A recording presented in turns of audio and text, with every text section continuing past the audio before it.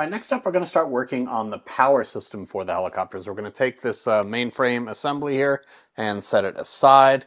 And we're going to start working with the motor mount and the various accessories that go with it. But let's just take a moment to talk about power systems. So we're going to go over to the manual again here. And if you look at page 18 of the manual, you can see that SAB does a great job of giving you the information you need to decide on your power system for the helicopter. They give you a few sample power systems that doesn't represent all of the available brands, but some rough ideas and giving you some calculations based on different pinion sizes. Now, the 21 tooth pinion is included in the kit, and in this section of the manual, what's important, because of SAB's transmission, it's not just a main gear and a pinion. So SAB is nice enough to give you the gear ratios for the various pinion choices available for the helicopter. In my case, I have an Eagle Drift 4530 HT 550 kV, which is an absolute beast of a motor.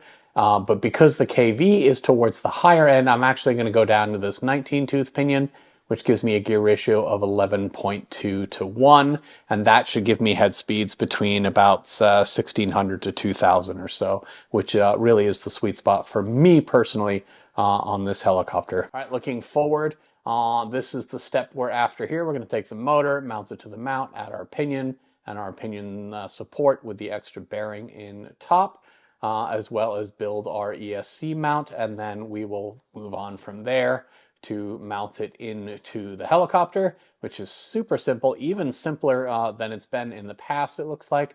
A few less screws involved here with our motor drive belt. All right, with that, let's get to it. You may be wondering why my motor is in a plastic bag. It's because I do all kinds of work on this bench, from soldering to other things, and there's all kinds of metal shavings from stripping wires and stuff in the bench. So I don't want those getting sucked into the motor with powerful magnets, so I keep it in a plastic bag as much as possible and never let the motor face against my bench.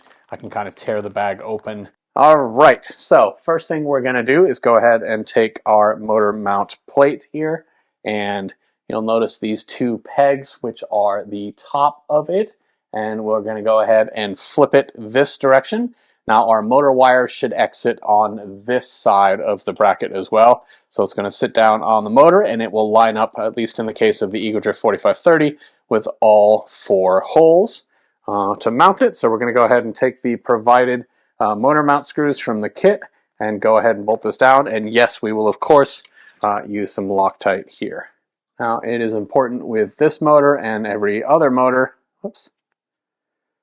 to make sure you use the right size screws here.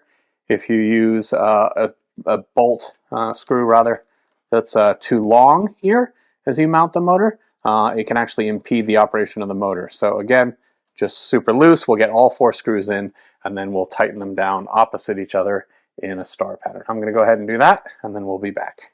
All right, with that, we now have all four of our motor mount screws tightly in place.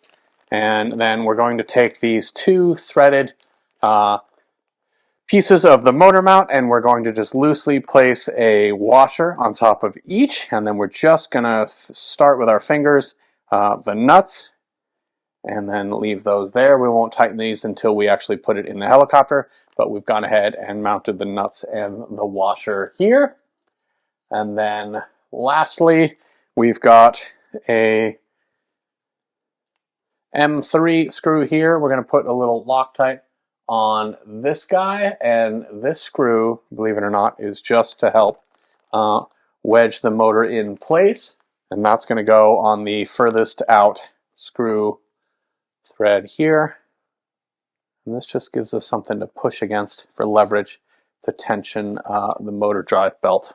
All right, lastly, we're going to flip the motor back upside down, and we're going to add now this is the 21 tooth motor pinion that is included in the kit. This is going to go in my extras bag.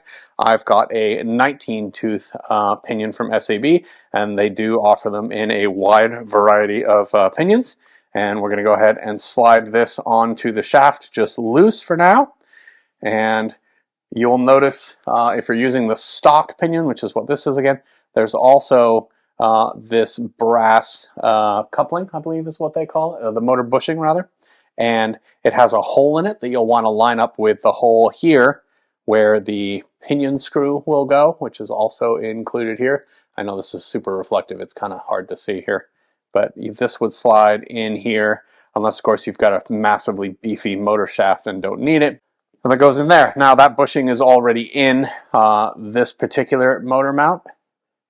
And now this here is the motor pinion screw. Now this is the only thing holding the motor pinion to the shaft of the motor, so it's really important that we get some good bond with our Loctite in here. So I'm actually going to go ahead and clean this as well with some alcohol. Like I said, there's a few screws that I do go the extra mile and clean. So I've just got some alcohol and a paper towel. We'll pinch that over the bolt, the pinion screw rather, and just get all that off. And you can see there's the dirt on the paper towel. It's just the oil from the machining process of the screw. Now, some people like to use red Loctite on these motor pinion screws. I don't. I use blue because I'm often experimenting with these things and I like to make sure they're removable. So we'll go ahead and just start that set screw. And I'm going to make sure that the bushing is still lined up. It is. And I'm going to take that set screw and I'm going to line it up with the flat spot on the motor shaft. So you'll notice the motor shaft is perfectly round except for one side. There's a flat portion of, and that's the side we want our pinion to go against here. Now you'll notice there's an extra long shaft on this motor. I will probably have to trim it, but it came out of a helicopter that required a much longer shaft size. So, but we'll see. Depending on how this works with the battery tray, I may not have to. And then this motor pinion support. Now you'll notice I haven't tightened anything yet. I'm going to get this pinion support in. We've got another two M3 bolts here. Let's go ahead and get those going. Those you kind of line up over the holes. We'll get one started.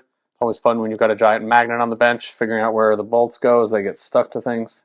And then once you get both of these in, you can go ahead and snug these down nice and tight. Okay, now we've got our, and again, this pinion is loose. I like to leave it loose until I have the motor belt on it and it's actually in the helicopter. You can usually still get a driver on it. We'll see. I'll kind of rough fit everything and confirm that to be the case. And then I tighten this down on the flat spot of the shaft because there is a little bit of room to move it up and down and you want to get it as perfectly aligned as possible. Okay, the other thing on the X side of the page is the ESC mount, where your speed control for the motor will go. And this is super simple. You've got a couple of frame spacers here that are going to go underneath it with the threaded sides pointed up. And then you've got a couple of chamfered slots in here for the screws to go in. So leave the chamfered side up, little Loctite, and you're good to go. So we'll go ahead and get all four of these screws in. And clean up the extra Loctite if any has oozed out. Okay, it's good to go.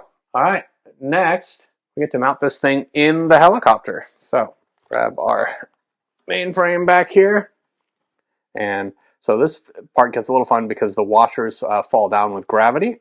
So I actually tend to turn the whole helicopter upside down initially because right here there are these two channels here that are a little hard to see. You can kind of see them over the top of the pulley there, one on each side, and that is what will support these two threaded pieces of the motor mount. So turn the helicopter upside down.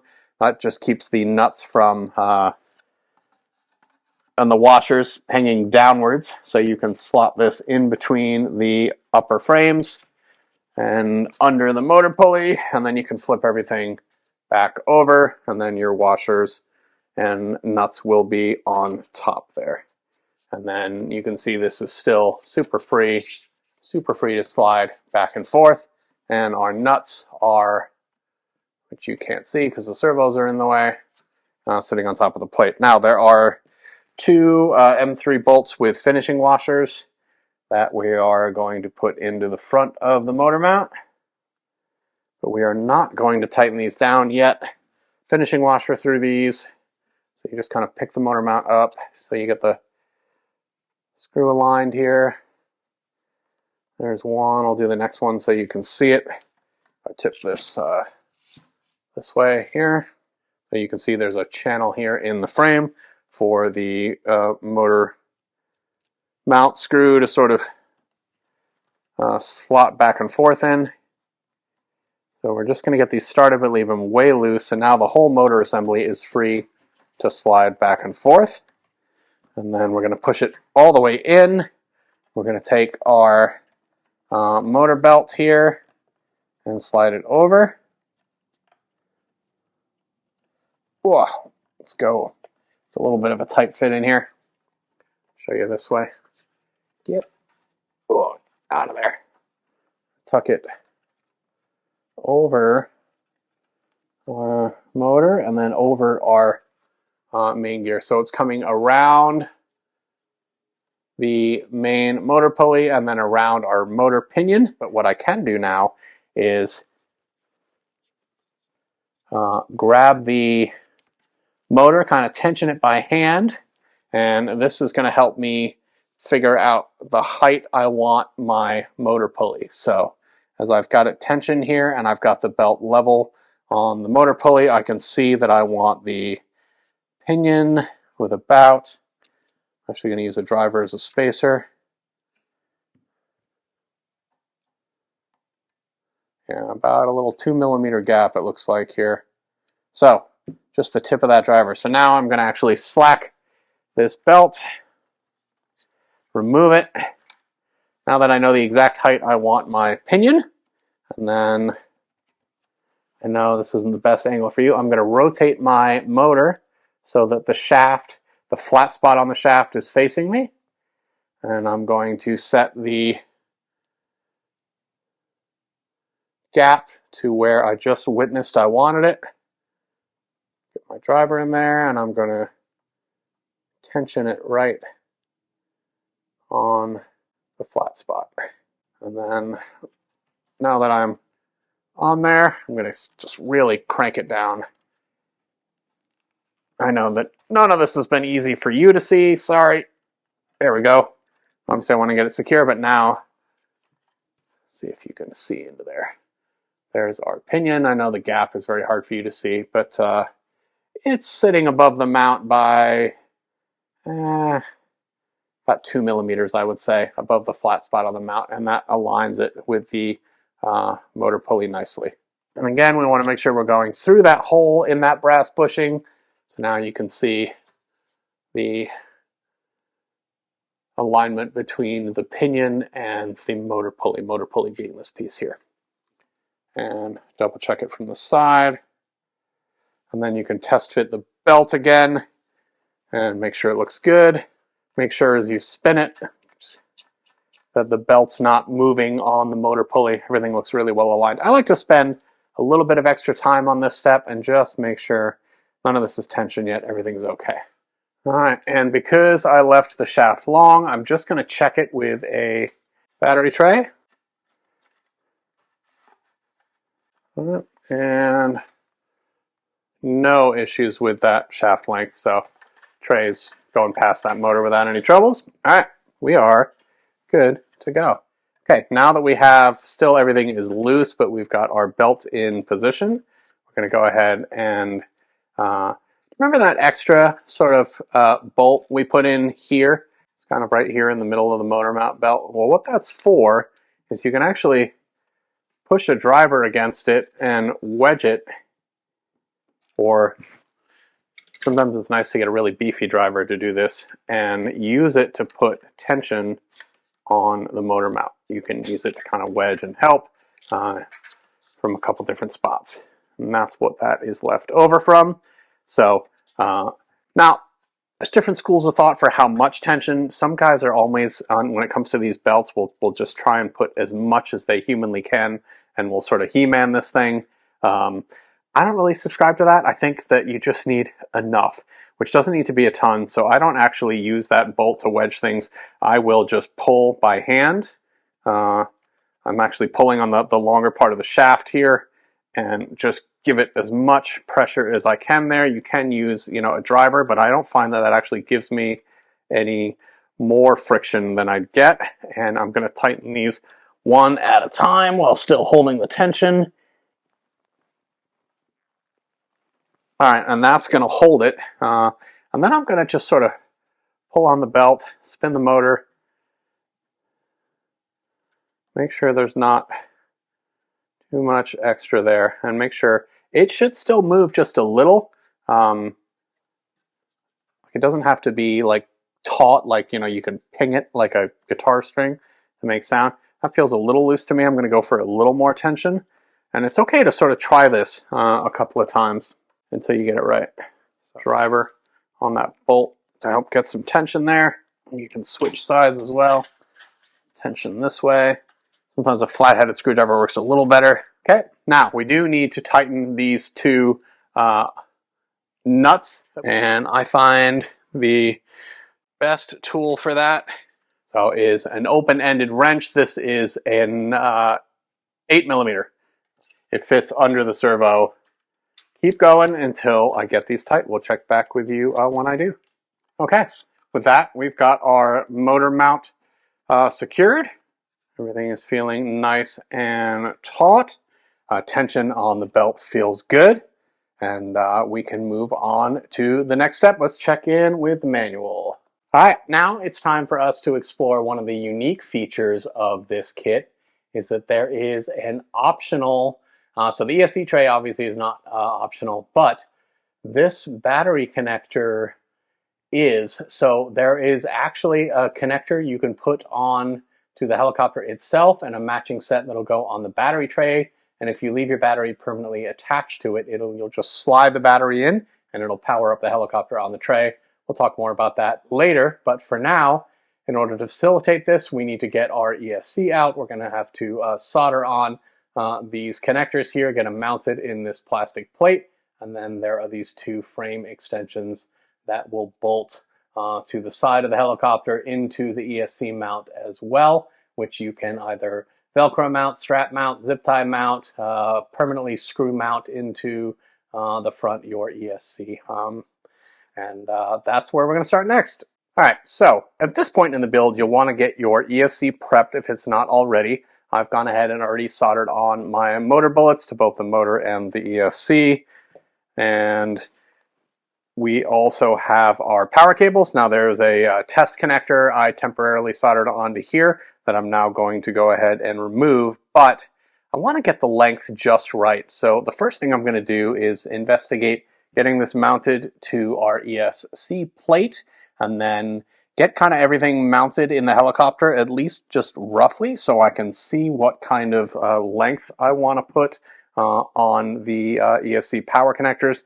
I think I'm going to fold them back on the body like I usually do. I want to do this for a couple of reasons. The main is if I ever take this ESC out of this helicopter, this will leave me more length on my power connectors, which will come in handy. Also in the manual, it shows that it works out nicely to take these motor cables, tuck them, with this being the nose of the helicopter, underneath the tray. So, but in order, I'm kind of a visual thinker, in order to kind of plot all this out, figure out the length before I cut anything, let's go ahead and start mounting things in the helicopters. All right, so I'm just kind of mocking this up in the air here. So you can see this is our ESC tray here. I can see I've got plenty of room to zip tie it. The battery connector is going to end up approximately about here. So don't need a lot of wire coming off beyond the front of the ESC on the tray. So just try to gauge things to figure out soldering these bullets on and how much wire. All right, that gives me the idea I want. First things first, let's go ahead and mount the ESC on the tray. So you can use whatever you want in this instance. I don't like to hard mount my ESCs, but I am going to use a length of double-sided tape. Now there's not a lot of contact area between, so I'm going to actually cut this in half. And just line the outsides, and this just helps kind of keeps things from shaking, because what you don't want is anything moving around on the helicopter can induce vibrations picked up by the flybarless unit. So this is just meant to hold it still. I actually want my ESC to move in the event of a crash. So if you have a nose first crash, the canopy takes a lot of it, the ESC then takes the rest, often is the case. So in my situation, I want this ESC to move. So the zip ties I'll use are small, so they'll snap, and this double-sided tape obviously isn't going to stop it from going anywhere. All right, so now we're going to line this up on the tray, just kind of center it, eyeball it, front to back, side to side. Okay, and push that down. I tend not to run a fan on my ESCs. I don't really have a big need to, but certainly install that now as well if you want to. SAB kindly includes some zip ties here in this step. And Hobbywing nicely also has these nice little channels in the vents on top that helps lock a zip tie in. You can see there's a groove right here where the zip tie fits in nicely to help lock that down. Alright, so now we have our ESC mounted to our tray. That's very secure, definitely not going anywhere. The other reason, by the way, to run this forward is the capacitors is a fairly delicate part of your ESC, so if you can avoid that part going in nose first, that helps as well. So now we can sort of loosely set that there for now, and then our battery tray or battery connector holder pieces are going to go on the side here, and the bolts that hold the ESC tray will go through this piece as well. So just going to go ahead and get a little bit of Loctite on one of these guys, get a finishing washer on it, and then we line our ESC tray up with the holes as well as our battery bracket with the holes. So we're going to try and get this back one first. I'm going to leave it all loose. But now that I have one in, this is going to get a lot simpler from here. So I'll just go ahead and knock this side out while it's facing this way. I'll leave them all loose and then I'll come back and tighten them. And then this last one is actually going into a metal bushing that is inside the battery tray. You remember there were some that did not have bolts in them, and now they will. So just kind of hold the battery tray up towards it. And there we go, that's one side loose. You can see how that works. So these two are capturing the ESC tray. This is into the battery tray. I'm going to go ahead and do the same on the other side. So now you can see we've got our ESC plate securely fashioned with our battery connector extension. So let's take a look at now what's going to go on with all these wires. This is the portion that will capture the motor bullets. These will tuck that way. This is going to bolt right here. So power connector wise, looking at slack, these are going to come down here. I'm going to say right here. So I'm going to hold my thumbnail here. I always keep a Sharpie in the bench. And then I'm just going to mark the red one since that's easy to see. Okay, so now I know the length I want. I'm going to go ahead and cut these guys. Now, it's just a matter of soldering these bullets onto these connectors. Start by stripping about a 1/4 inch of insulation off and giving that a nice twist. And you can see I've got a decent amount of length still left on this. So like I said, if I ever move this to a different model, this ESC, I will be in good shape. I'm going to get some helping hands here, a couple of clamps, fire up the soldering iron, and we're going to go ahead and tin these wires. Lightning fast soldering lesson here. Always keep a wet tip, so get your soldering iron with some extra solder on it. I'm going to hold that against the tip of the wire, and then we're going to let that transfer the heat to the wire, and then this is called tinning the wire. So just going to patiently wait while that's heating up. And there we go. Now I can wick a bunch of solder into the end of this wire here so that it's ready. There's one. All right, so in my vise, I'm going to put the connector. And the nice thing about this is that this plastic housing for these bullets, you don't need the bullet to be in position. It doesn't matter which one's positive or negative in terms of the bullets. And the way this is going to go is this connector is going to slide right into the top hole of that bullet, and then we'll fill the whole thing with solder and get it good to go. So for now, I'm going to, and I have this bullet in the vise kind of tilted up, intentionally here. It'll help solder move around where I want it to. And we're gonna, again, get a wet tip here and get a bunch of solder in this cup. Now I've got everything held in place nicely, wet the tip, and I'm just gonna fill this cup with solder.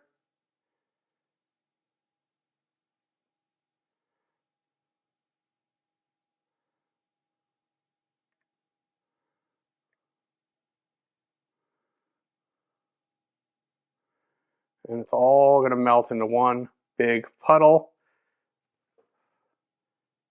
and bond the connector. There it goes, with the end of the wire. Gotta let that fully cool until we grab the other one. That's still screaming hot, so make sure it doesn't touch anything. It shouldn't. And then we're going to do the same rodeo here with the positive lead. Also going to do one other thing, which you can make fun of me for if you want. With the raws being open on the side, I like to try and cover anything not black in black, so I'm actually going to run some heat shrink. I'm going to leave a little bit of the red open so that it's visible. And I think I'm going to shrink it just by the base here to help hold it. We'll shrink the rest of that in a minute once it's in its final position. And let's get some solder in the cup here first before we go too far. All right, let's get some solder in there. Make a nice happy puddle, as they say. So again, holding my iron against both the wire and solder inside the cup, letting it all heat up, adding a bunch more solder in there to sort of encase this whole thing, sort of fill up this whole cup.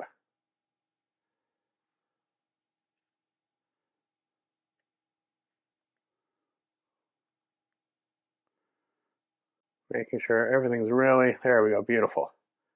Bonded. A lot of amps flowing through here. You want to get this right. And while that's cooling, I'm going to go ahead and take the heat gun and heat shrink the rest of this. Alright, so get your screws ready, and I would get one on a driver with your 2.5 by 10s. So we'll get some Loctite on there.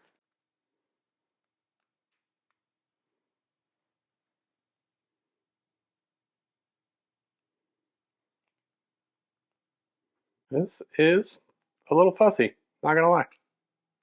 There we go. Alright, got everything there. It's feeling like it's gonna sit okay. So now we're gonna take our bolt, get this first one in there. There we go. Now that we got one in, we can kind of relax. Get the other one. There we go. All right, I'm going to go ahead and connect our motor leads, and I'm going to get some 3 pieces of heat shrink tubing here, slide them over our motor connectors, because I like to connect them and then heat shrink over the connection just to be an extra safety, make sure nothing comes unplugged. I'm not worried about having to unplug these if I get the motor direction wrong, because I can change that from the radio with V-Control and Hobbywing ESCs, which is fantastic. So we'll get all 3 of these mated. There we go. Nice strong connections there. And then we will slide the heat shrink. Let's see if I can show this to you. Got all kinds of stuff flopping around off the front of this helicopter right now.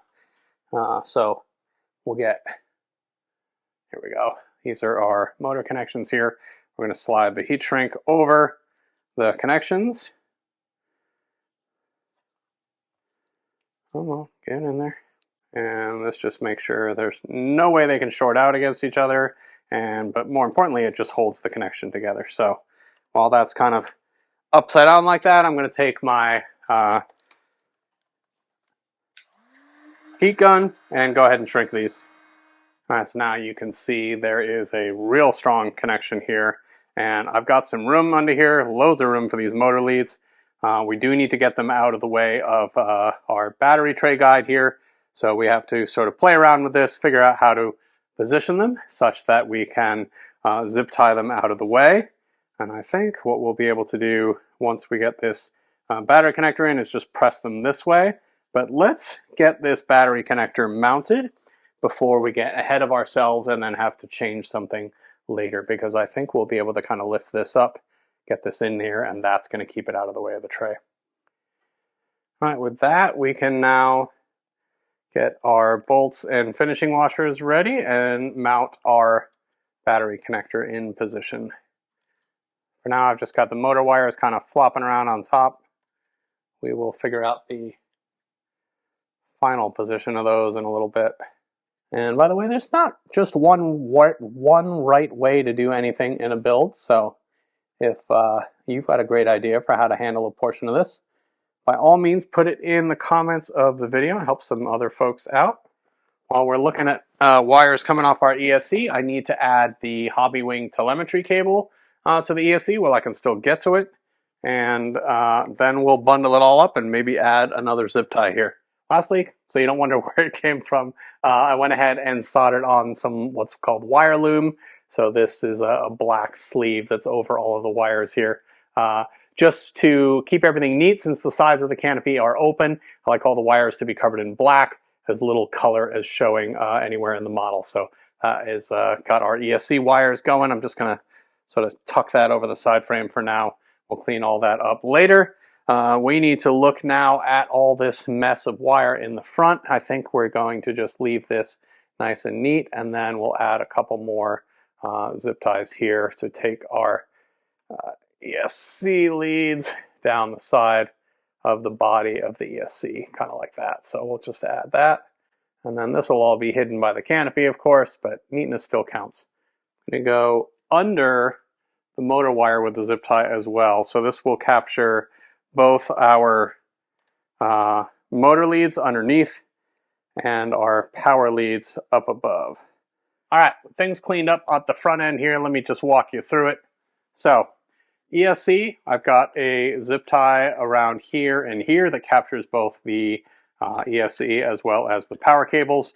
I've got my motor cables kind of sitting loose here on the front, and our power cables down to our tray here. It's all clear of the battery tray, slides in and out effortlessly, from which will come in from the rear, but it's all just beneath that, so shouldn't be any issue there. But let's go ahead and confirm that. Why not?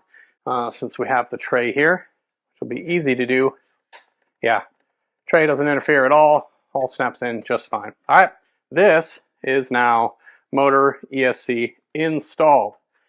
Even kind of sort of wired, just got to strap it down. Right, moving on to the tail next, and there's a lot to sort of take in on this page on the tail group assembly. So, few highlights here. It is on SAB tails somewhat normal for them to feel a little bit tighter versus maybe some tails that feel a little smoother after assembly. So they do break in. In fact, I don't recommend doing too much tail tuning until about the third or fourth flight with an SAB model, as they do wear in very quickly. The tail blade grips here do have two radial bearings already assembled and Loctited in place, so you don't have to worry about the radial bearings shown here in green. So really it's just this spacer, thrust bearings, and then the screw with no washer into the spindle. Single O-ring here with a spacer that's very important to remember. We'll go ahead, and here you'll see that they call for green Loctite on this ball here. I tend to use red here, just personal preference there, but either is fine. And we're also going to assemble the pitch slider as well in this step. So lots of little things to do. Let's get our grease ready, but let's kind of dig into this. We're going to take this one step at a time as we dig into this. All right, so just like I did with the main rotor, I've got all of our tail parts lined up here. You can see I have the main tail shaft, which has the hub attached to it permanently, which is a nice touch. We've got our two O-rings, our spacers, our feathering shaft or tail spindle, and then we've got the other spacers, do note the difference between outside diameter. The spacers that go between the hub and the grips are smaller than this brass or brass colored, I should say, spacer here. Not sure what material that is. And then our thrust bearings, again, as with all builds, the larger inside diameter thrust bearing is closer to the head block. And again, I determined that by taking our spindle and rocking the thrust bearing back and forth to see which wiggles more. So with that, we're going to go ahead and dig into this. Let's start with our pitch slider assembly first. Now, when tackling this guy, it's fairly straightforward, but a little bit fiddly here. We have to take our dog bones, which are these guys right here, and add them in between here with a little bushing, which is this tiny plastic part right here, a little plastic sleeve, and then get our bolt through it and Loctite it. Now, it's very important that we not get Loctite anywhere we don't want it, so we're going to very carefully apply that here. It's also important that you orient this just like it is in the manual, and then we are going to make sure there's a little S on each half of the dog bone, and it needs to face up on one side, which is the side here, and then down, so you can't see the S on this side. It's very important these be opposite when we attach this. So here's a warning. These little tiny bushings are tiny. Don't drop these. There aren't any extra ones in the kit that I'm aware of, and once you lose them, you will never find them again, and you're going to have to wait and order them and hope you get another one. Other thing here is it's really important that everything move very smoothly when we're done. So in situations like this where I want to be very careful where I get Loctite and where I don't, I'm actually going to apply the Loctite with my awl inside this threaded area. So I'm just going to put way too much in here with this awl, and then I'm going to grab some paper towel and dab away the excess so that there's none there. Okay, so that's good to go. Now, this side here gets the S facing up according to our manual. Let's get our little bushing in here. All right, now this always makes me nervous because I'm always afraid I'm going to lose this tiny little bushing. Okay, and then we're going to take one of our little screws here. All right, we got the screw through without losing one bushing. And now we're going to tighten this. You really just want to snug this up and then maybe a quarter turn, not even, about an eighth of a turn. And then you're going to feel, is it binding, is it not? This needs to move really freely. So if you tighten it too much, just turn it back just a tiny bit, refeel this. This needs to be butter smooth, not necessarily like loose, like you can flick it, but pretty smooth. So just snug it up. There we go. That's about the right looseness there. So it doesn't necessarily flip around, but there's no... So that was maybe a 1/16 of a turn. And the Loctite will do its job, and this thing isn't going to go anywhere. All right, so there's one side done. Now, this other side, we're going to remember the S is going to face down, so we're going to get our plastic bushing inside the dog bone. I'm sure the dog bone has a more technical name.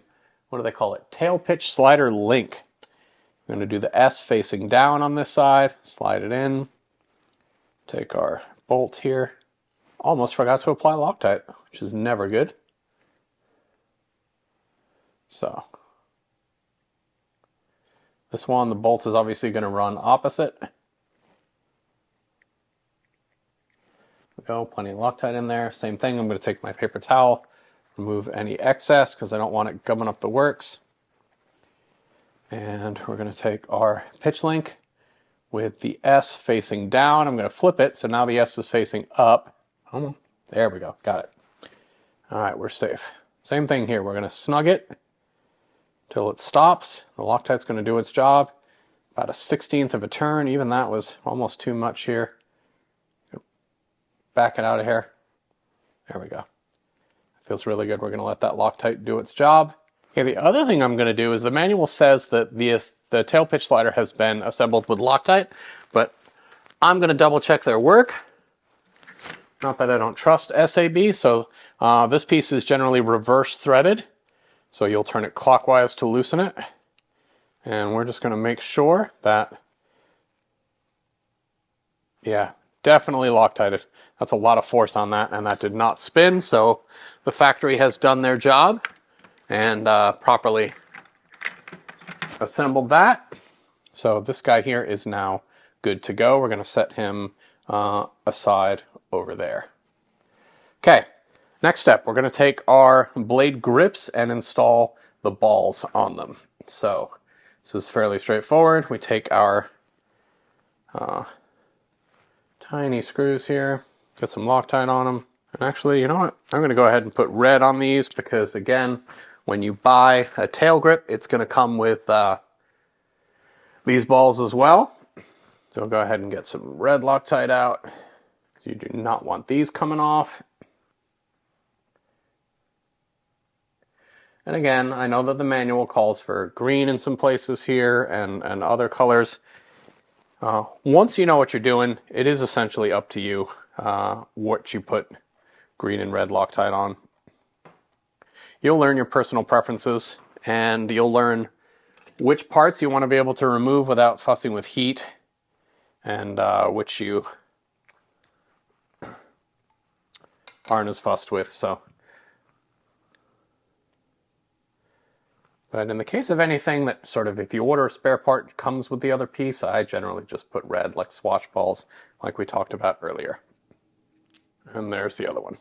Next thing we're going to work on is the main tail shaft here. All right, we're going to take our feathering spindle and just do a quick test fit. That's fine. All right, we're going to go back to our grease. Again, this is that same clear synthetic grease. I use Triflow brand. There's plenty of other great choices. And I'm going to go ahead and, whoops, that's way too much. Put just a little bit on my finger and just kind of get some on the inside of it. I'm going to take a Q-tip here and use it to kind of move the grease around and just sort of coat just this sort of outside ring here. And then I'm going to actually slide the Q-tip through to clean the hole so there's not grease in there. There we go. This is now ready. So slide the spindle shaft through, being careful not to gum up the front threads with grease, either on your fingers or on somewhere. And I take both O-rings and slide them on without any grease initially. And then I'm going to grease them on the shaft here. So get some grease out of the tube and then smear it all around each of these. Trying not to leave too much grease everywhere. And then I'll slide them both in, kind of center the shaft in between, and push these two all the way in.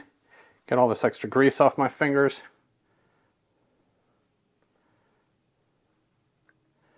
Push them firmly into that recess.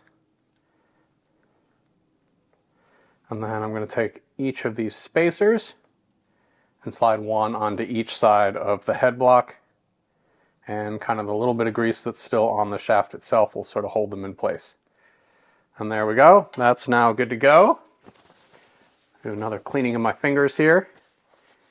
I don't know why, because I'm only about to get more grease on them. All right, now we're going to start stacking up our bearings from outside to inside so that we can slide it in the grip in the correct order. So first things first, our small diameter thrust bearing, a little bit of grease on there. Don't have to go crazy. Stack that guy. Again, I got everything back on the glass here because it just keeps the grease off my workbench. Glass is, whoa, easier to clean. All right, so I'm going to fill this cage on the thrust bearing, get the back side, and then again, I'm going to go cage in. It's my personal preference. Take the other side of the thrust bearing and get a little grease on it. Stack that guy.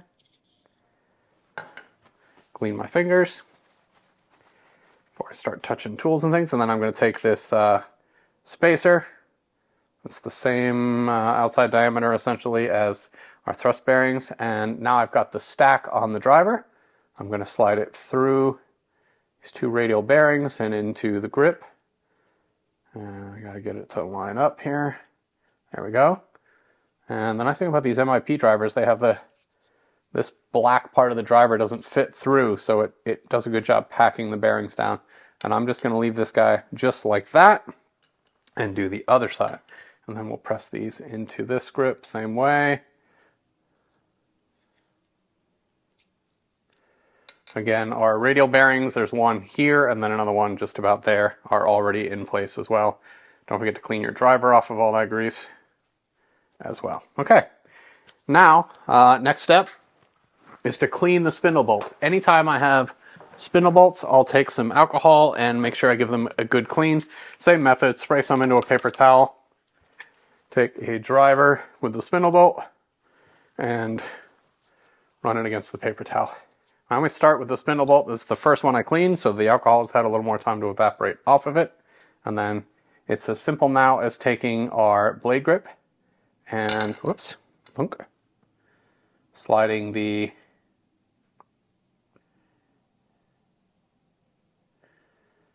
first one onto the spindle shaft. Just gently work it through all the bearings. Might need to push them back down a little. Okay, now we're going to get some Loctite on our spindle bolt. Now again, I put way too much on it. I work it into all of the threads by turning it against my finger, and I get rid of all of the excess. I just want to coat the threads really well. But what I don't want to do is have so much that it oozes out everywhere, gets into the thrust bearing, and makes a giant mess.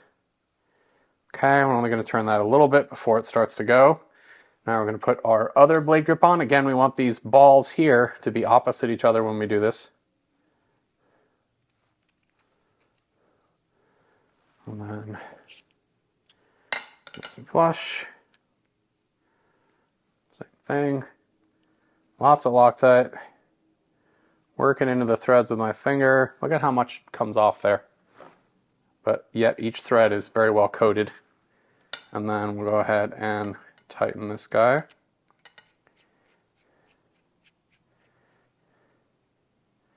All right, we're going to need another 3mm driver, or sorry, 2.5mm driver. And we're going to counter tighten these, so this direction against each other. Don't go crazy. Just snug them up and give it a little force. And then feel how they rotate. Should be, how would I describe this? They should rotate fairly easily, but not so much they fall under their own weight. Again, they'll loosen up after a few flights a little more. You don't want any play. I shouldn't be able to pull these apart or push them together. So there should be no play in and out, and I don't feel any. And they should rotate smoothly. Okay. Great. And then you're going to want these, in this orientation, they'll be such that the circle side is up, not the hexagonal, which is the side that the blind nut will be, and the blind nut should face towards the helicopter. This will mount this way into the heli. All right, so now we have our main tail rotor. We've got our pitch slider done. We're going to move back to the manual for a second. I want to show you something. So the next step is to mount the pitch slider onto the tail shaft and make sure we get this right. See where this red S is right here? It's very important we get this correct, or the tail will not operate correctly. So back to the overhead. We're going to take our pitch slider, slide it on here. We're going to find the end with the S, and we're going to make this thing look just like the manual. That's the trick to getting this right. So the manual has our tail rotor kind of in this orientation. We're looking at both logos. We've got the top ball right here facing this way, both logos facing up. So we're in this orientation, and our pitch slider with the S facing up now right here, that's the S, goes onto this ball. So I like to get kind of both of these lined up, and then we're going to get our ball length pliers and attach this to the ball. There's one, there's two. And then you'll find when you twist this, if you go all the way up, it might snag a little, but this should move very freely. I should be able to take either grip and pop this thing up and down. So also at this point, I'll grab a paper towel and a little tri-flow liquid lubricant. And I'm just going to put a drop or two, whoops, too much came out there, on the shaft, and just move this up and down. Okay, next up we're going to start taking our tail mechanism here. Now this bearing has already been Loctited into this little tail side case assembly. We just need to install the bell crank in here, fairly straightforward here. And then over here, we're going to install our tail pulley. And it's very important that this set screw here, and I tend to use red Loctite on this, the manual calls for green, needs to go into this little recess here on the tail shaft.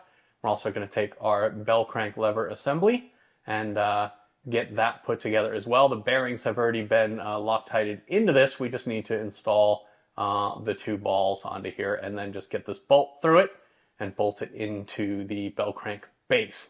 Now in the case of this screw here going through our bell crank, you'll notice there's a nylon lock nut at the top, so we will not use any Loctite on the top of the bolt. All right, fairly straightforward here. Let's go back to the bench and dig into this step here. So this is our tail side case here.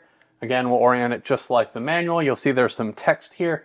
Make sure that's facing the right way. This bearing, if I push on that really firmly, it's in there, so they've already Loctited this guy in place. I'm just going to rotate it and check it. Yep, that looks good. And then we're going to take our bell crank assembly here and install it. Now, on this bell crank, there's a little tiny lip right here. I don't know if you can see that, but that needs to face down. So, and there's a little recess right here in the plate where this will go, and the bolts will enter from the other side. We will definitely get some Loctite on these guys. Lucky for you, through the power of editing, I remove all the gaps where I realize I can't find where I put down my drivers. Just spent a moment looking for this 2mm driver here. All right, snug up the first one. And my rule with Loctite, I think I talked about this earlier, but when there's one bolt that's mission critical, I'll tend to use red Loctite, like you'll see on the set screw on the tail pulley in a moment. But when there's two here, there's no reason, blue Loctite is fine. Okay, there is our bell crank with the lip pointing down. That's it for the left side of that page. Now we're moving over to our bell crank assembly. So take a moment and orient this just like it is in the manual. Again, there's this helpful SAB lettering on here. So I'm going to position this in the same direction as the manual. This large bolt is going to go up through here. And then we're going to take the threaded ball is going to go into, and again, I'm going to put red Loctite on here because mission critical. Comes with the part when you order it. That's going to go into the short arm. Oh, that was right. Okay, it's nice and snug, and then we're going to take this teeny tiny bolt. I'm going to try really hard not to lose it. We're going to dip that in a little bit of red Loctite.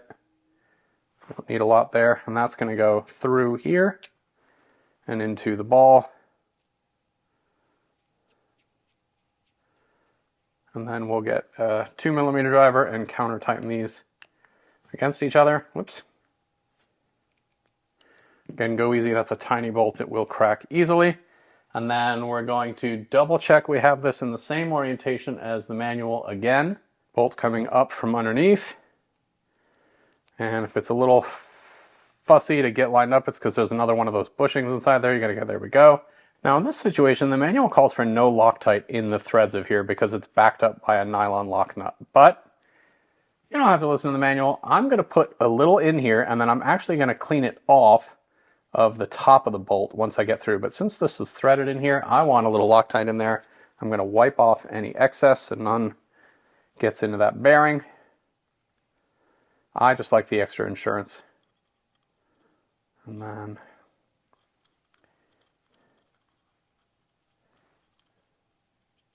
we're going to snug that up without going crazy because I want this to run really free. And then I'm going to take some, first I'm going to just use paper towel and remove that Loctite. And then I'm actually going to take just a tiny bit of alcohol, do the same thing, clean the tip of that bolt because I'm not supposed to have Loctite in here as it goes into a nylon lock nut. There we go, that's good to go. And then we're going to back this up with this lock nut.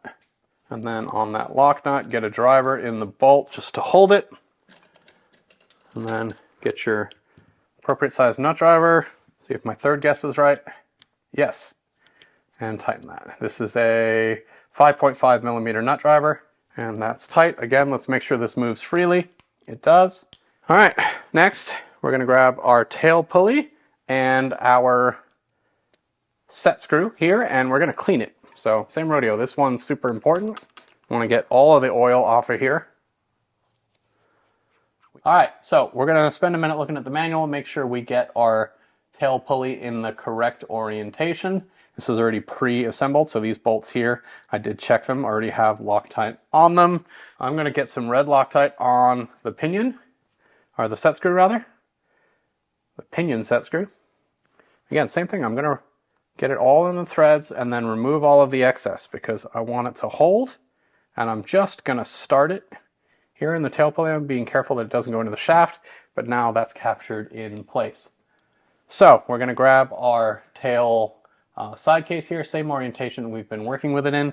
We're going to take the side with our set screw in it and hold it here. And then we're going to grab our tail shaft here, run it through here. And then we're going to get the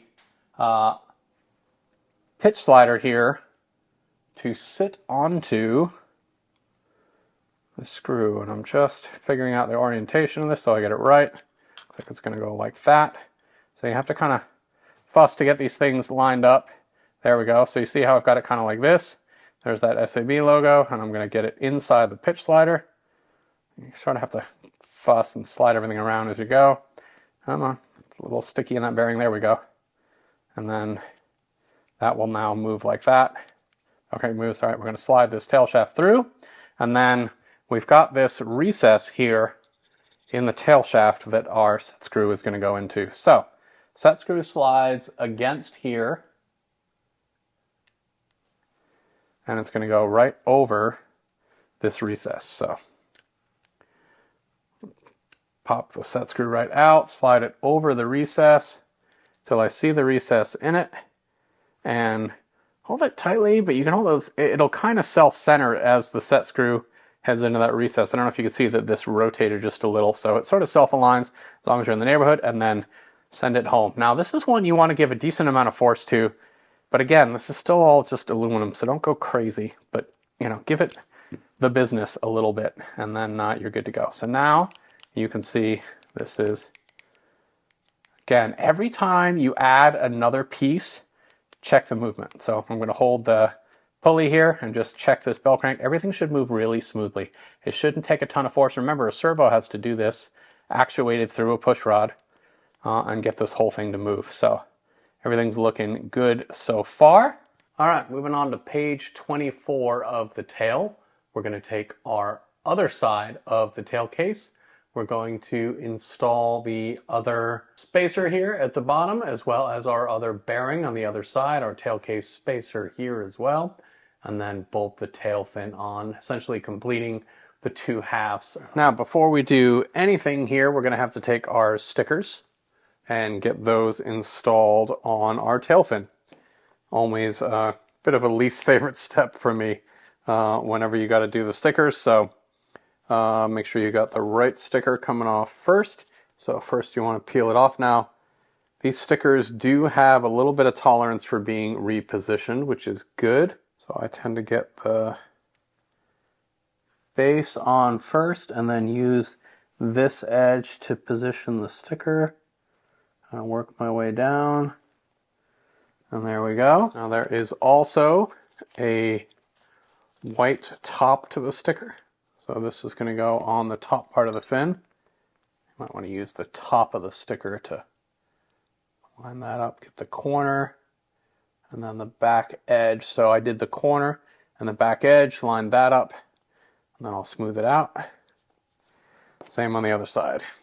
There's our fin ready. So again, I'm going to position this just like it is in the manual. Just checking to see if there's an up and a down side. There is a chamfer here on this plate that's going to go towards the outside like this. So make sure that little chamfered hole here is facing the correct direction. So there is an up, and that's how you tell. All right, first thing I'm going to go ahead and do is install this flanged bearing, which gets 3 little bolts in it. And here's our chamfered side going this way. Flanged bearing placed into here.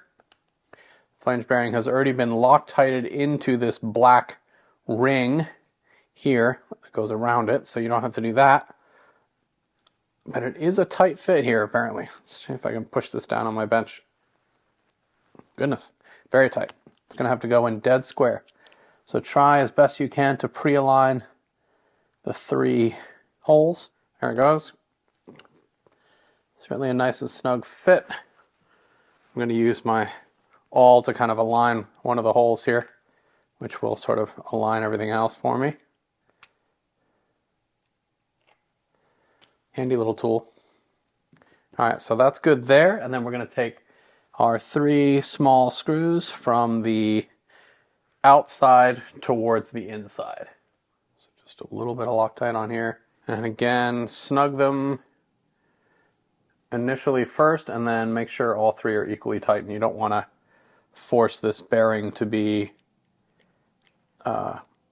to become unparallel with the side frame. All right, and then just slowly work your way around. Okay, again, this is our outside. Here's our chamfer here, with the bolts going across into here. So, okay, so now we've got that done. Next screw we can put in is this chamfered bolt here. And I'm basically doing all of the screws that don't go through the tail fin first. And that is going to go into this spacer. And you can just hold this frame spacer and then tighten against it. Okay, that's good to go there. Lastly, we've got the tail case spacer that gets a total of 4 bolts through it. And I'm going to install it into this side of the tail case first. So this will use these 2 holes down here. Push that through. And it kind of straddles the pulley. Now I feel like every time I film one of these build videos, I say out loud, I'm not going to forget to install the tail belt before it's too late.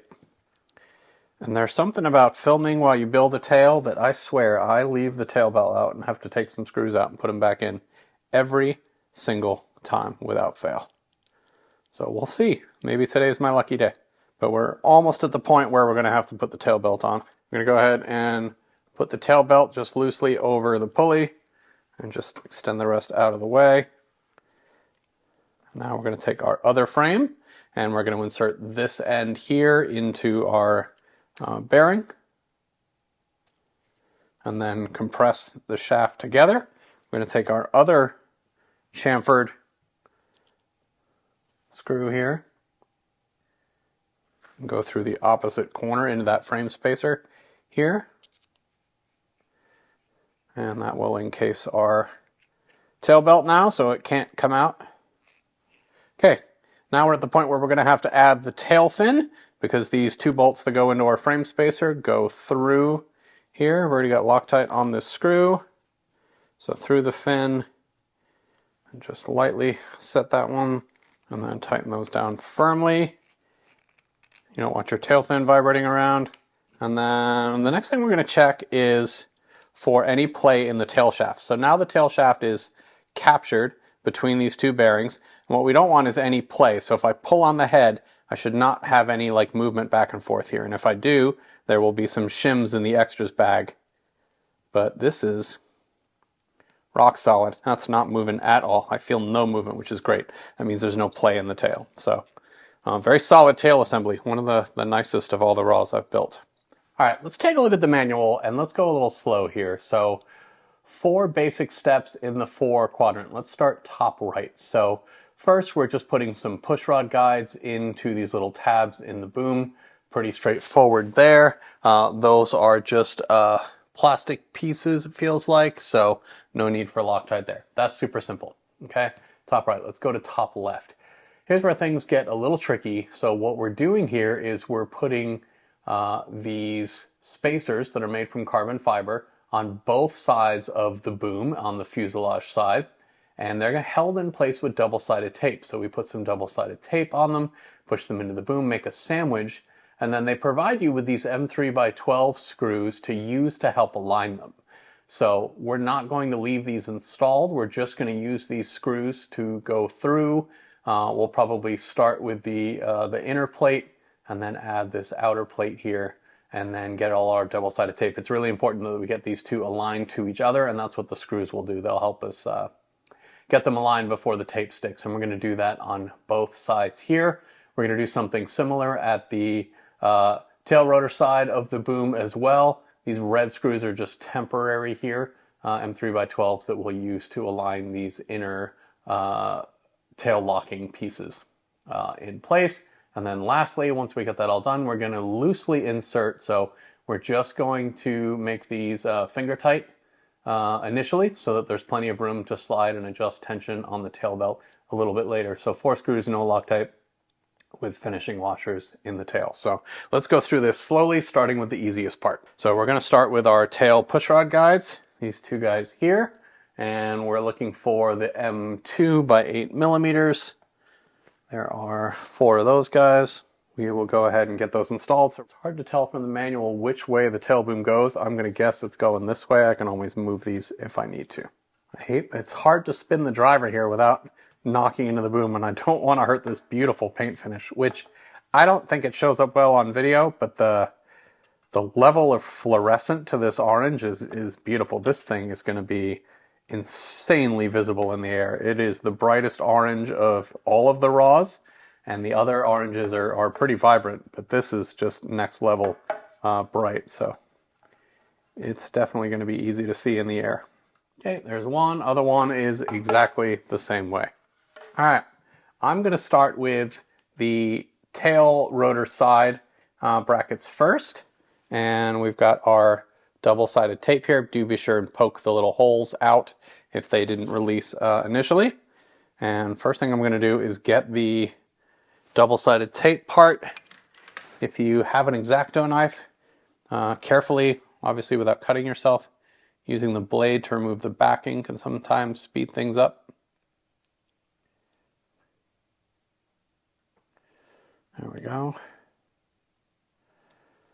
There's one. I also like to use my awl to help align things. So I've just got the awl going through the piece here just to help me align this first part of this over the hole somewhat. There we go. All right, there's one. And again, I know when we get to this stage of the build, we start getting excited because, you know, when you're on the boom and the tail, you're getting close. But take your time with this. It's really important we get this right. That's that part done. We're going to grab a couple of these M3x12s to help us line this up. It's also going to help us compress the double-sided tape against the side of the fuselage. So first things first, we now need to remove the other side of the double-sided tape. There we go. So it's hard to see, but there's a very sticky, clear layer there, and somehow we have to get this inside the boom, lined up with the holes. This is not easy. Let's see if I can do it with the inner one first.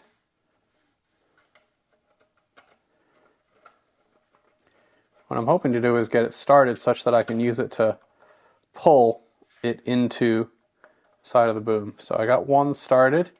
Trying to get this other one started now. All right, I got it. So now that I'm aligned with 2, I can push really hard.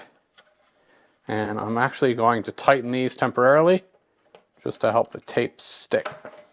Well, it's doing a pretty good job already. Just going to get my finger in there, push real hard, make sure that tape's good. That looks nice and aligned. It's a little nerve-wracking. I don't know, something about tape makes me nervous. It's all fixable. No matter how bad you screw this up, you can undo it and start over. So there's nothing to stress about. Okay, I got one started. There we go. Now I can lift up on both screws, which will press it in, get my finger in here, press it into the boom really well. that double-sided tape do its thing, and then remove the screws. All right, moving on to the other side of the boom. In this case, we're going to make a sandwich. So on the outside of the boom goes the plate here that has no blind nuts or nylon lock nuts captured in it, and on the inside of the boom is the other half that has these 3 lock nuts captured in it. So we're going to essentially sandwich the boom, double-sided tape on both inner halves, and the outer half appears to be symmetrical. There's not an outside and an inside here, so this can go either way up. And then this one on the inside can go either way, this way as well. But first things first, we need to get some tape on them. Now the thicker tape is obviously the larger one, is going to go on this piece here. That one comes off pretty easy. So I'm just going to move this way and just eyeball the alignment on this tape. Pretty straightforward there. And you put the black side here, green side against the fuse. At least that's what I'm going to do. Just going to go ahead while I'm here and remove the other side here. So place that sticky side up, obviously. Okay, get my other piece. Gotta say, of all the double-sided tapes, these are removing very easily. Seem to be very good quality. Good job, SAB. Okay, that one's prepped. Okay, moving on to this guy. Again, the double-sided tape goes opposite the lock nut, so not on that side. Flat, smooth side facing up. And I'll also peel the inside here. Get that prepped. All right, last one to apply the tape to. Nylon lock nuts on the inside. Obviously it's going in these 3 holes right here. So a piece with the lock nut, whoops, on the inside of the boom. And then other piece on the outside of the boom. So I think what I'm going to do is we're going to treat this just like we did the other side. So I'm going to just use 1 bolt on just the inside. So I'm going to go 1 piece at a time. I feel like if I do, just trying to see what I'm doing here. Just the inner piece first. So I'm trying to get just this top one started first. All right, there we go. There's the first one, and then I'm going to try and get either the second or third lined up without letting the tape touch.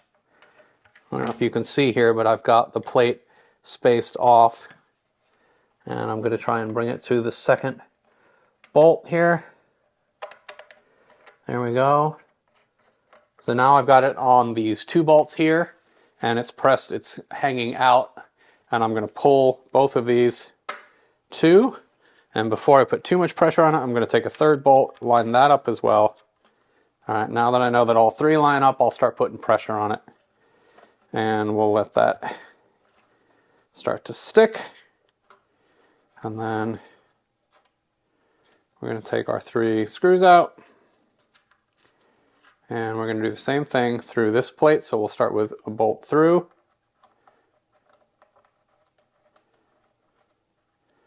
Holding it away from the surface.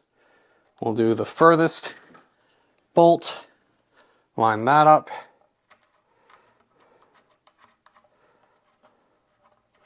And then tighten these just loosely to help compress and hold the double-sided tape. Let that seal. There's that side.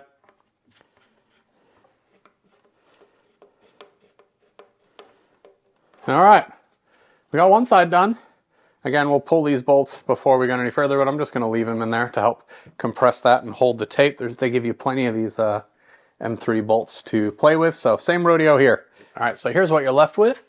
You've got the outer plate and the inner plate with the blind nuts. Okay, last step on this page, we'll leave those screws in, is to slide our tail case into the end here. And to do that, we first need to get our tail belt through the boom. So for that, we'll go to the front-facing camera and see how easy or hard this is going to be.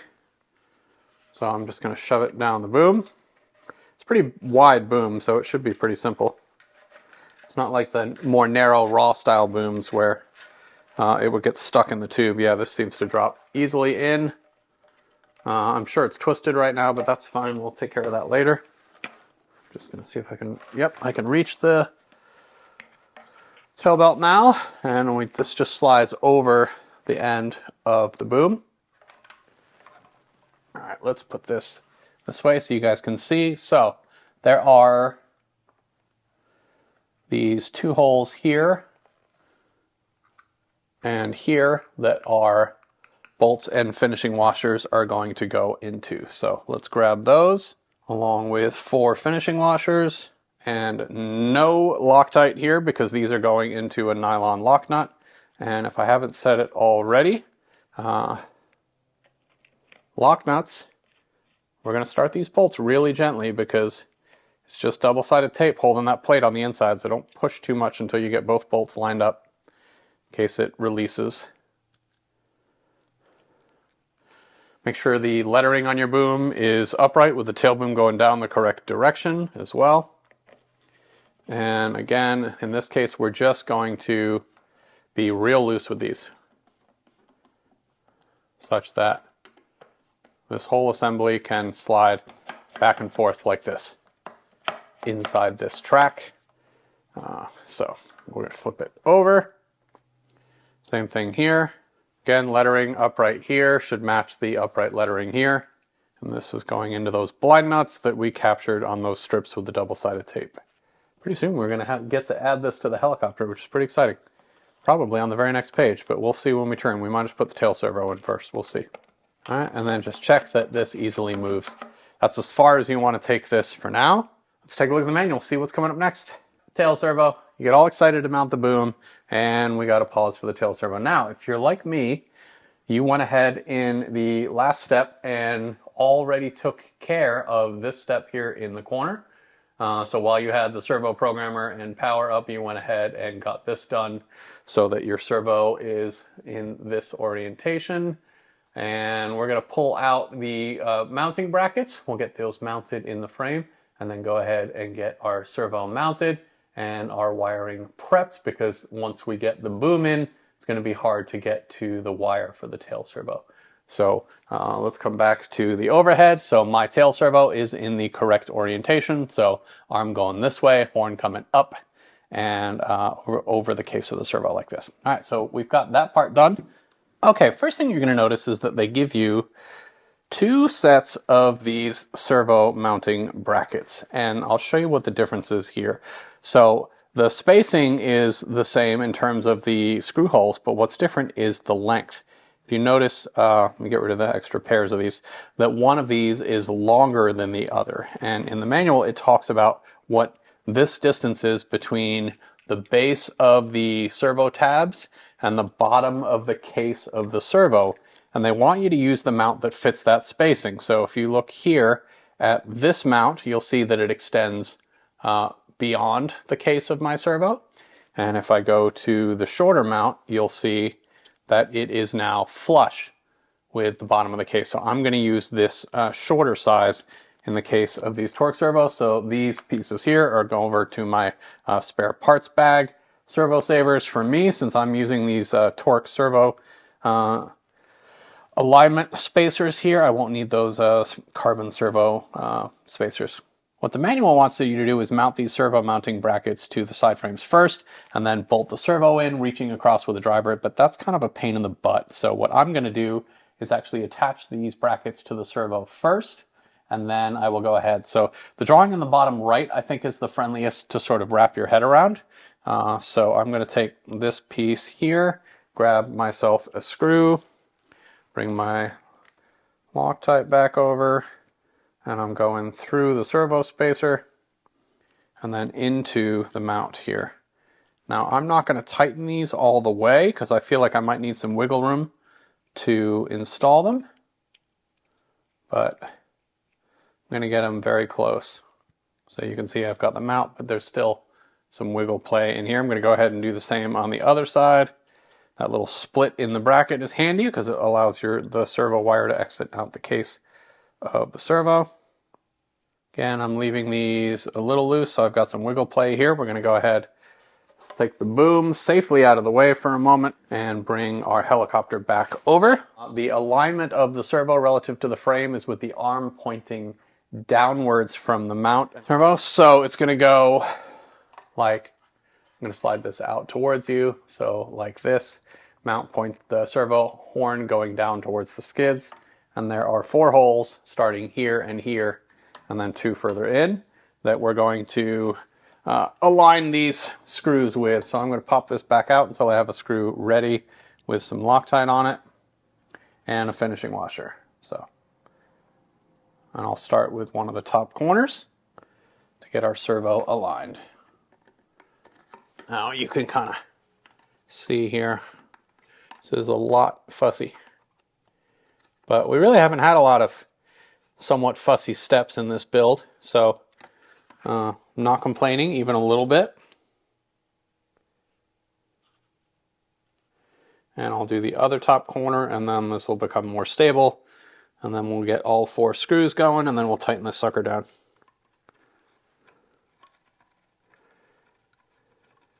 But definitely get your servo started before you try and bolt this thing on the fuselage, or you'll be swearing up a storm trying to get those screws aligned through the other frame. All right, these other screws should pretty much kind of self-align. And last one, and then we'll tighten all 8 of these screws down, the 4th from the outside first, and then the 4 holding the servo in. Now I'm going to snug these down, go in opposite corners.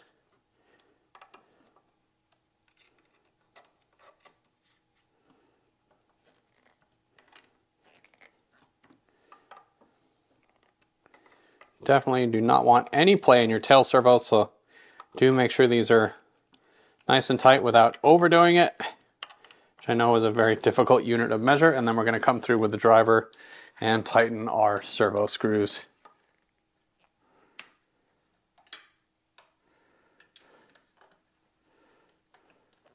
That looks great. Servo is locked in. So now I'll show it to you from a couple angles here. So there's our servo horn pointing down. Let me go to this camera here, probably give you some better angles on it. So there is our tail servo with our mounts. Our servo horn is pointing down towards the skid, like so. There you go. And then our 4 screws, finishing washers over there. Now, looking back at the manual, they want us to address back over here our servo wire. So they recommend routing it down, putting a zip tie here and here. So let's take a look at that. I'll show you this in just a sec. Okay, there's one. And then there's another spot towards the top of the side frame where you can attach the other one. All right, this is a little tricky to show you. Let's try it this way again. But if I can get the camera in here, yeah, kind of impossible to show you. But I use the exact same spots they dictate in the manual. Still have a lot of slack on this tail servo lead, so plenty of room. I'll bundle this up with the other wires when I do things later. Got everything done here. It's time to fit the boom. So we, in this step here, are going to slide the boom into the main body of the helicopter. We're going to push this tail assembly all the way forward and keep things loose such that we can get the tail boom over the tail pulley. And then we're also going to make sure that our twist in the tail belt is correct, and we'll verify before we tighten anything that we've got that in good order. So we're going to go ahead and prep the bolts for all of this and get things ready. So first things first, I'm going to sight down the boom and just make sure that there is no twist in the tail belt. And if it's hard to see, sometimes you can take a cell phone and use the flashlight in your phone just to make sure the belt is doing what you expect it to, which it is currently. So there is no twist. So then what I like to do, I know the manual shows you a graphical representation of what it looks like, but I take the body of the helicopter and I rotate the head clockwise, and I pay attention to which way the tail pulley is going, which is this way. And that tells me which way to twist the belt, because I can go clockwise, it's going this way, and that gives me a counterclockwise tail rotation, which I know you can't see, but if I twist this, it goes counterclockwise. So I know I've got the twist correct. Okay, so keeping the boom aligned the way it needs to go, or the belt aligned, the twist as it should be. Fitting these double-sided tape bracket thingies between and holding on to the tail belt, getting it around the tail pulley. All right, we're like loosely aligned and have the tail pulley on. If you're coming from building some different types of helicopters, you'd be thinking about leaving these loose and tensioning the tail belt on this end, but we're actually going to do it at the other end. At the tail case is where we'll do the tension. So first things first, we're going to tilt this sideways, partially so you can see, but also so if I go to the overhead, we can try and get these holes lined up together. So I've got the screw sort of started. There we go. Now again, all we need is one lined up, and then we can work everything off of that one. It's curious to me that they call for Loctite on these screws, because these are nylon lock nuts. That might be an error in the manual. So those definitely have a nylon insert. So I'm going to say that's wrong. All right, so now that we've got one, we can kind of twist to get the opposite end lined up. Get that screw in. And then our middle one should just drop right in here. And I'm just going to go ahead and tighten this side while it's turned over sideways. Now, if you're coming from a Kraken background, you'll notice there's no nylon bolts here. This is not a breakaway boom, so if you crash it, you're just going to have to replace it. All right, there's our 3 bolts here, all tightened now. We'll flip this over, do the same thing on the other side. And these they sure look like it'd be kind of lined up already for us. We'll say this kit everything seems to line up first try, which on a first run kit is fantastic, so very pleased. Sometimes the first release of a new kit can have some growing pains to go through while they sort out some details, but so far so good.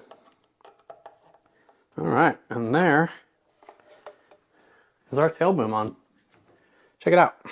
We have ourselves something that looks a lot more like a helicopter. Now, first thing we're going to do now, this is the moment of truth. Let me see if I can get this so you can see both things, which is going to be tricky. All right, I'm going to turn the main rotor head. I know the tail rotor is in focus right now, clockwise, and the tail rotor should turn counterclockwise, and it does, which means we got things correct. We're also going to listen. I'm going to put a little bit of tension on the tail belt. We're going to listen and make sure that we don't hear the tail belt twisted. Yeah, that sounds smooth. So we're in good shape there. All right, we're going to place the helicopter now where we can get to the tail case back here. All right, lastly, what we're going to do now is just hand tension the tail here, and we're just going to tighten the 2 bolts closest to that side, the main body of the helicopter. And we're not going to go crazy tightening these, because we're going to tighten this whole tail case the Kraken way, which is to sort of walk it back into tension.